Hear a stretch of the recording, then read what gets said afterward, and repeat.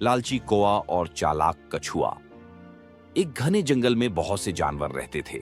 उनमें एक कौवा था जो बहुत चालाक था, मगर साथ ही वह बहुत लालची भी था। जंगल के दूसरे जानवरों को उसकी आदत का अच्छी तरह पता था। वह हमेशा ज्यादा खाने या दूसरों की चीजें चुराने की कोशिश में लगा रहता था। एक दिन कौवा नदी के किनारे बैठा था जब उसकी नजर एक कछुए पर पड़ी। कछुआ धीरे धीरे नदी के किनारे चल रहा था और अपने रास्ते में पड़े पके हुए मीठे फल खा रहा था। कौवा तुरंत नीचे आया और कछुए से कहा, कछुआ भाई, तुम ये फल अकेले क्यों खा रहे हो? मुझे भी दो ना। कछुआ मुस्कुराया और बोला, क्यों नहीं कौवा भाई, अगर तुम चाहो तो मेरे साथ बैठकर खा सकते हो। कौवा कुछ देर तक कछुए के साथ बैठा और मजे लेकर फल खाने लगा, मगर फिर उसके दिल में लालच आ गया। उसने सोचा, यह कछुआ बहुत धीमा है, अगर मैं सारे फल ले जाऊं तो ये मुझे रोक भी नहीं सकेगा। ये सोचकर कौवा जल्दी से सारे फल अपनी चोंच में दबाने लगा। कछुआ हैरान होकर बोला, कौवा भाई, इतने सारे फल अकेले मत खाओ, सबके लिए छोड़ दो।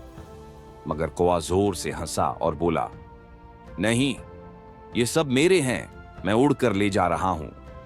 और यह कहकर वह फल लेकर पेड़ की ऊंची डाल पर जा बैठा। कछुआ चुपचाप मुस्कुराया और नदी के पास चला गया।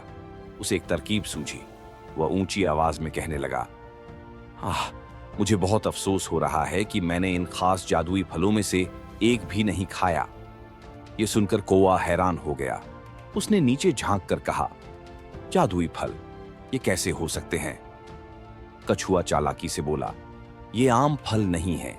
अगर कोई इन्हें खाता है और नदी के पानी में अपना अक्स देखता है तो वह पहले से ज्यादा खूबसूरत और ताकतवर हो जाता है।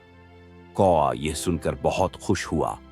उसने तुरंत फल खाया और नदी के ऊपर जाकर अपना अक्स देखने लगा।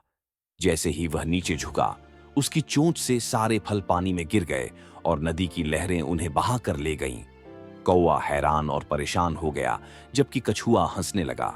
उसने कहा, लालच हमेशा नुकसान देता है कौवा भाई।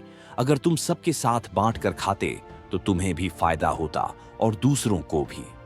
कौवा शर्मिंदा हो गया और कछुए से माफी मांग ली। उस दिन के बाद कौवा समझ गया कि लालच हमेशा नुकसानदायक होता है और खुशी तब मिलती है जब हम दूसरों के साथ चीजें बांटते हैं। सीख, लालच बुरी बला है। जो लोग दूसरों का हक छीनने की कोशिश करते हैं वे आखिर में खुद ही नुकसान उठाते हैं।